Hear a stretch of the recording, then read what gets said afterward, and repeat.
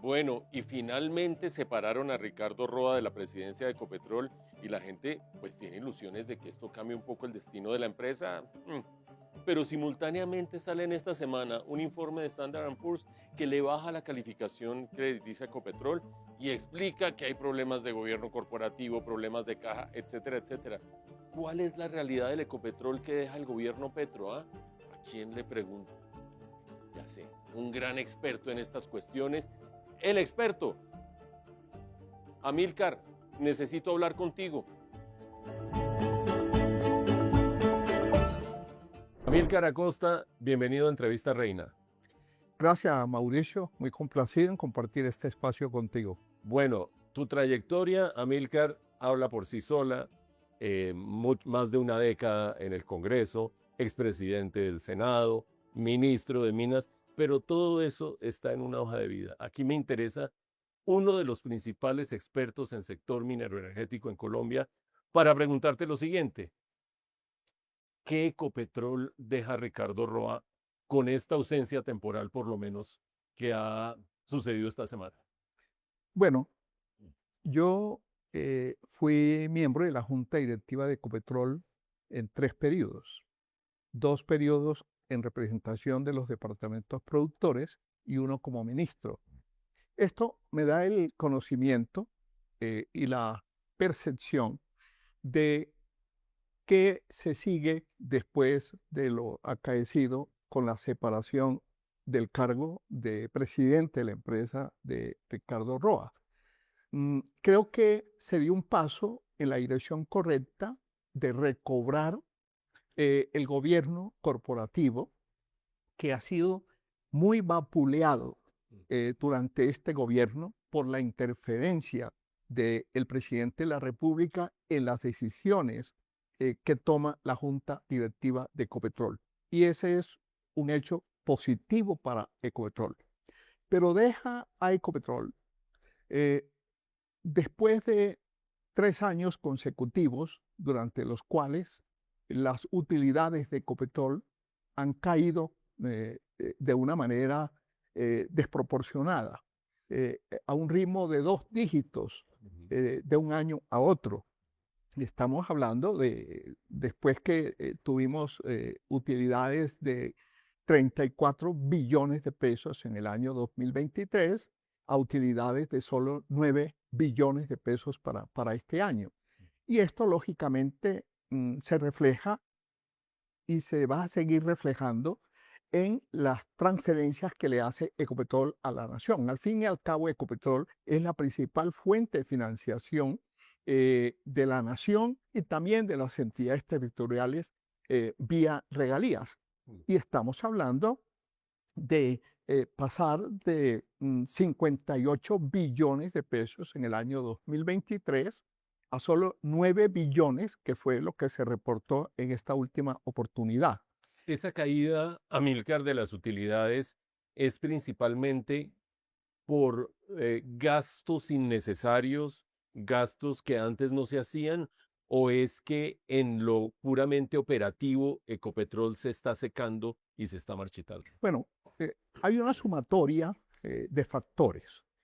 El primero de ellos, indudablemente, que el menor precio internacional del barril le pega a las utilidades. De años pasados. Correcto. Ahora hablamos de este año. En segundo lugar, es un hecho también que Ecopetrol, el costo de levantamiento de un barril de crudo que antes estaba en $10 el barril, hoy está en $12 el barril.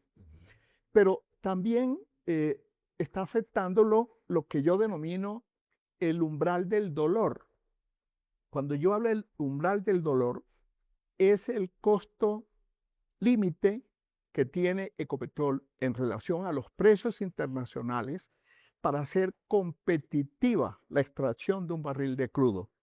Se ha incrementado de una manera muy sensible, más o menos un 48% se ha incrementado ese umbral del dolor, de tal manera que nosotros estamos pasando de 38, $39 a más de $50 el barril. Ujú.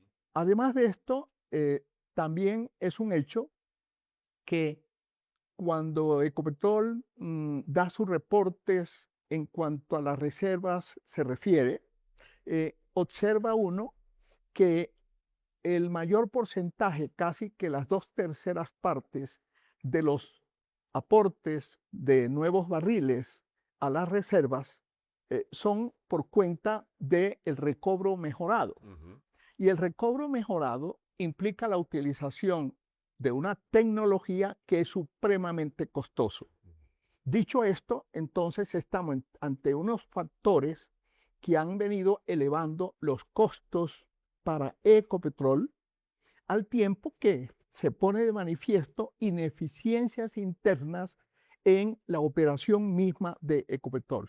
Quiero detenerme en los dos factores. Para un lego como yo, el que buena parte de la producción o una parte creciente de la producción venga de recobro, es decir, de seguir explotando los campos que ya existen, los pozos que ya existen, hablaría de no haber hecho suficiente inversión en nuevas exploraciones o de cuellos de botella ya en el subsuelo colombiano. ¿Cuál de los dos casos es el que estamos enfrentando? ¿No hemos explorado suficiente o aquí se está acabando el petróleo? Bueno, realmente este es un reflejo ya no solo de la política de Ecopetrol, sino de la política del gobierno. En la medida en que el gobierno ha descartado la posibilidad de que se firmen nuevos contratos de exploración y de explotación en el país, esto ha repercutido en la actividad de la industria. Han caído el número de taladros activos en el país, no solo los de Ecopetrol, sino de toda la industria. También ha caído el número de pozos perforados y lógicamente esta es una actividad aleatoria en la cual y donde el porcentaje de éxito en Colombia es alrededor del 20 al 30%. O sea que por cada 100 pozos que usted Exploraciones. perfora, solamente unos 10 o 12 pozos pueden resultar productores. Ujú. Entonces, esto lógicamente está afectando el incremento de las reservas y esta caída en las reservas se está reflejando también en la producción. Ujú. Nosotros en Colombia, sumando Ecopetrol a las demás empresas que producen el país, nosotros llegamos a producir 1 millón de barriles. Cuando yo estuve de ministro en el año 2014 y también en el año 2015, Colombia produjo 1 millón de barriles. Sí, Y desde diarios. entonces hemos venido cayendo y hoy estamos alrededor de los 750.000 barriles con tendencia a la baja. Y eso se refleja no solamente en menor producción, sino también en menores exportaciones. El año pasado las exportaciones de Ecopetrol cayeron un 5% Mm. en volúmenes exportados. Decías hace un momento que esa caída persistente de utilidades tiene que ver, por una parte, con que los recobros, el no haber explorado más, hace que sea más costoso sacar el petróleo que se está sacando, pero por otra parte ha desnudado ineficiencias dentro de la empresa. Amplíanos un poco eso. Bueno, a esto añádale usted unas cargas impositivas de las que ha sido objeto no solo Ecopetrol, sino toda la industria. Recordemos que en la primera y última reforma tributaria de este gobierno, la del 2022, le cargó la mano al sector minero energético. Entonces hizo más gravosa la actividad de la industria petrolera en Colombia. Posteriormente a eso, cada vez que el gobierno ha tenido una oportunidad con las declaratorias de conmoción interior, en el caso del Catatumbo, o de declaratoria de emergencias, no ha desaprovechado la oportunidad para establecerle nuevos gravámenes a la industria del petróleo. Eh, Acuérdese además que recientemente tomó una determinación el gobierno a través de la DIAN, que fue anticipar y además incrementar la autodeclaratoria de retención en la fuente. Ujú. También eso la golpeó. Y además de estas medidas, para completar, los señores de la DIAN le salieron a exigirle a Ecopetrol que debía pagar un IVA del 19% sobre sus importaciones de combustibles, con una decisión que tiene muchas dudas desde el punto de vista jurídico, porque Ecopetrol hace esas importaciones a través de Reficar. Reficar está cobijada por un régimen de zona franca y por lo tanto está exento del pago de ese IVA del 19%. Pero mientras ese litigio se dirime, pues Ecopetrol tiene que afectar su caja para cumplirle a la DIAN. Todos estos factores se vienen a sumar a los anteriores. Hasta allí tenemos dos elementos que dependen de la política del gobierno nacional. ¿Correcto? Uno, las decisiones sobre no exploración, no nuevas exploraciones en Colombia. Y dos, la política tributaria, que ha sido tremendamente restrictiva para el sector. Con esas dos restricciones que dependen del gobierno nacional, la gestión interna de Ecopetrol, ¿cómo la evalúas bajo el periodo de Ricardo Roa? Bueno, realmente yo me atrevería a decir que ha sido una administración resiliente frente a las presiones que ha recibido de parte del presidente de la República. Por fortuna, Roa desoyó muchas de los requerimientos que le hizo el presidente. Por ejemplo, el presidente en un momento dado le dijo que Ecopetrol debía salir de su inversión en el Permian, que era darse un tiro en el pie, porque si no fuera por el Permian, el desempeño de Ecopetrol en sus utilidades sería mucho peor de lo que ha sido. Que hay que recordar, y me permites la interrupción, que el Permian es este proyecto en Texas, en Estados Unidos, de no convencionales, es decir, lo que en Colombia de ninguna manera este gobierno querría hacer en asociación con la Oxy en Texas, lo sigue haciendo un poco a regañadientes frente a la presión del presidente. Claro, y el señor Roa se resistió y renovó el contrato con la Oxy en un proyecto que es la salvación para Ecopetrol. 200 millones de barriles en reserva, el 15% de la producción de Ecopetrol.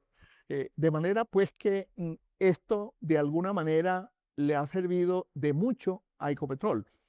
También le desoyó el consejo que le dio de quitarse de la cabeza eso del petróleo, nada menos a la cabeza de una empresa petrolera, que se quitara de la cabeza el tema del petróleo y se dedicara a la inteligencia artificial. Y de otra parte, también en esto sí le tocó ceder, es involucrar a Ecopetrol en una serie de proyectos ajenos al core de los negocios de Ecopetrol. 3 o 4 parques eólicos en La Guajira, siniestrados, que habían sido abandonados por sus desarrolladores, por una serie de obstáculos que han impedido que esos proyectos marchen. Pues los adquirió Ecopetrol y se enhuesó con ellos, porque no por el hecho de que la propiedad de esos parques eólicos pase de particulares a Ecopetrol, los problemas que han enfrentado se van a resolver. Entonces, esto lógicamente que también ha afectado ya desde el punto de vista de la gestión a la presidencia de Roa en Ecopetrol, pero pudo ser peor. Pudo ser peor. En medio de esa administración resiliente, como la calificas y la describes, existen dos grandes interrogantes. Uno, relacionado con una de las imputaciones de cargos al señor Ricardo Roa, relacionado presuntamente, porque es apenas una imputación, con actos de direccionamiento de contratos en retribución a unos beneficios personales que él habría recibido por la venta de un apartamento debajo de su costo. Eso es de la justicia, eso es de la fiscalía, no te voy a poner a juzgar sobre eso.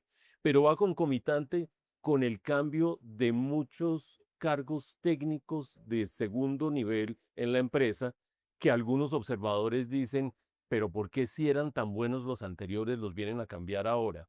¿Tienes algún juicio, alguna percepción sobre si se ha deteriorado la gestión de Ecopetrol por cambios en posiciones claves y posibles favoritismos en el otorgamiento de contratos? Bueno, ajeno a los favoritismos que pudieran haberse dado o no, eso está por comprobarse, lo cierto es que se ha prescindido de funcionarios de carrera con una larga trayectoria y experiencia que son el mayor activo de una empresa petrolera como Ecopetrol. Se ha prescindido de ese conocimiento, de esa experiencia que lógicamente está de alguna manera lastrando lo que es la gestión administrativa y operacional de parte de Ecopetrol. Eso no me cabe la menor duda.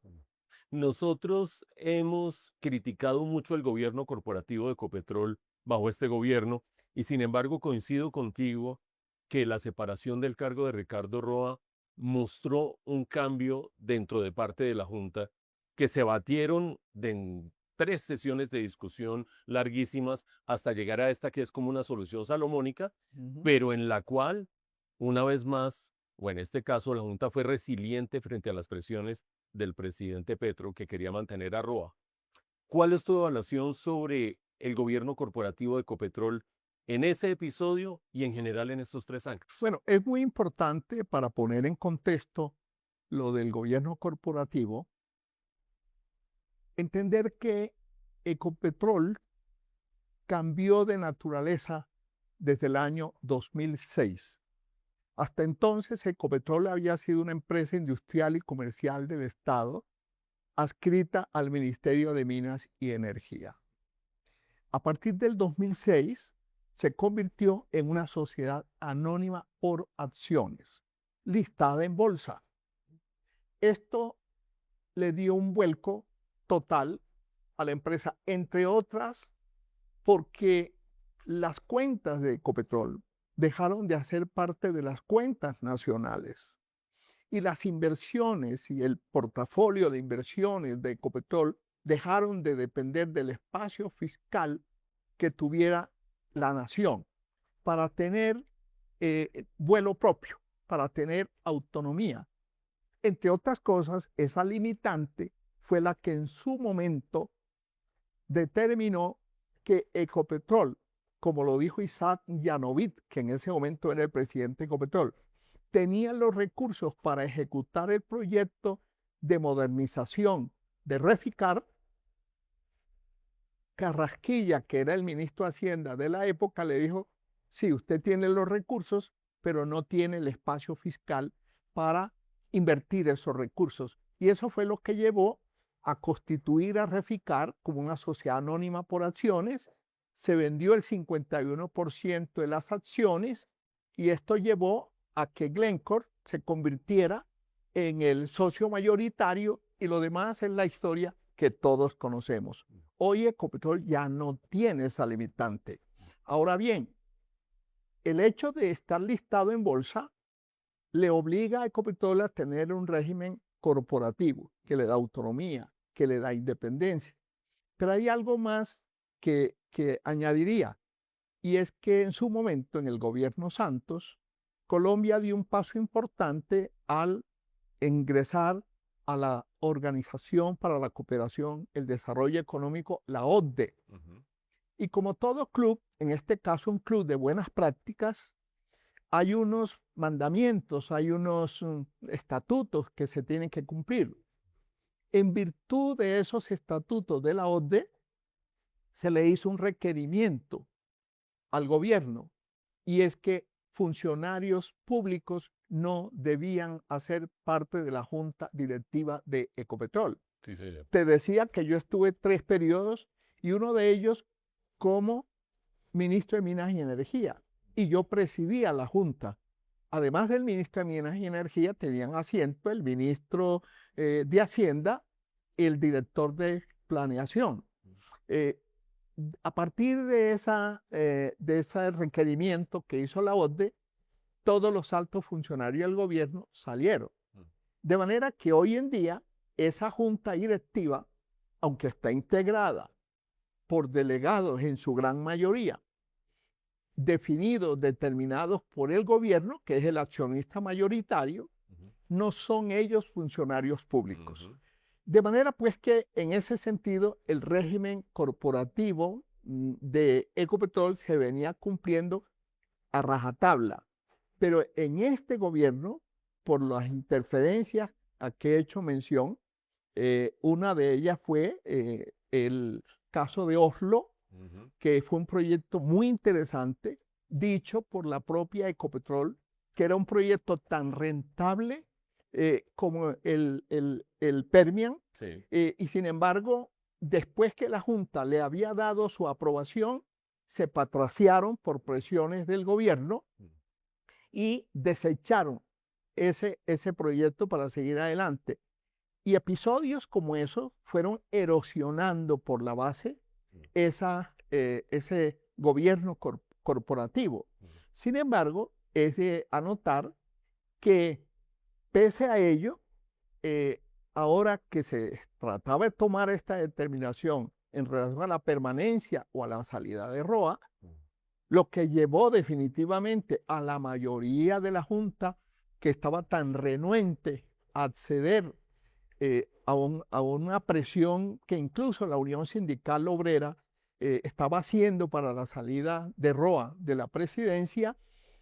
Sin embargo, tomaron una decisión que pocos esperaban, Sí.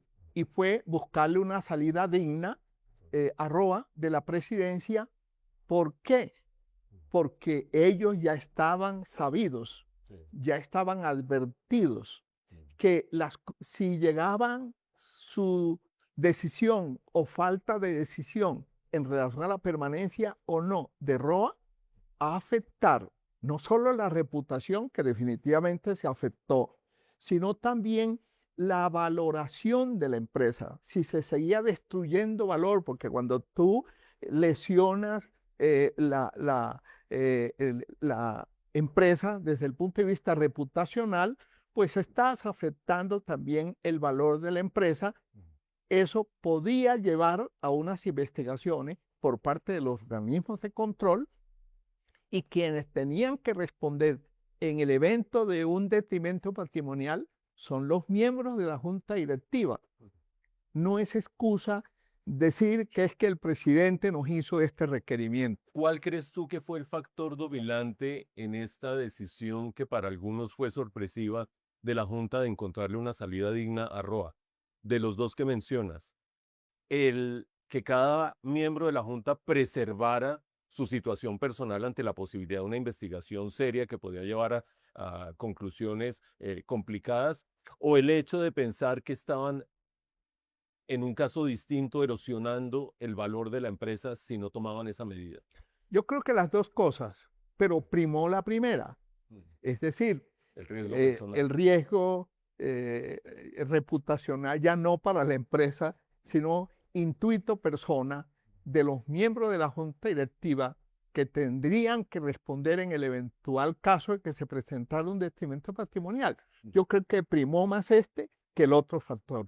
En este momento, Amílcar, tenemos las restricciones para Ecopetrol. Si uno le quisiera hacer una radiografía, entre otras la calificación, la reducción de calificación de Standard & Poor's de esta misma semana va más o menos en el mismo sentido. Se encuentra con una empresa muy restringida por las políticas del gobierno, en el sentido de no permitir nueva exploración, en el sentido de tener una inmensa carga tributaria, pero también se encuentra con una empresa que está como patinando en su misma situación actual, mantiene la inversión en el Permian, pero no se anima por políticas del gobierno a hacer fracking en Colombia, que ha evolucionado mucho desde que bajo tu ministerio se fijaron los lineamientos para poder desarrollar esos proyectos. Y uno piensa que el nuevo presidente encargado, el señor Juan Carlos Hurtado, pues no tendrá mucho margen de maniobra para hacer ni por tiempo ni por restricciones de las líneas del gobierno. Llega un nuevo gobierno. Si ese nuevo gobierno le pregunta a Amílcar Acosta, en su calidad de gran experto, ¿cuáles son las 3 tuercas que hay que mover para que Ecopetrol vuelva a emerger como una empresa que ha sido un Ferrari en ciertas épocas, bueno, un Porsche en ciertas épocas, y que hoy en día está como muy atascado?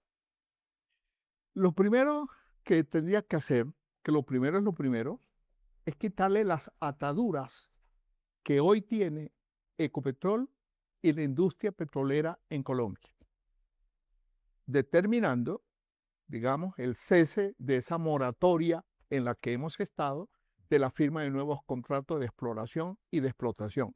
Primer hecho. Lo segundo, hacer lo propio con la Agencia Nacional de Hidrocarburos, porque resulta que por ley esta entidad es la llamada a administrar el recurso hidrocarburífero del país y se le antojó a la ministra de Minas y Energía de la época, Irene Vélez, a través de una resolución, ni siquiera por un decreto, que ni el uno ni el otro pueden estar por encima de la ley. Por supuesto.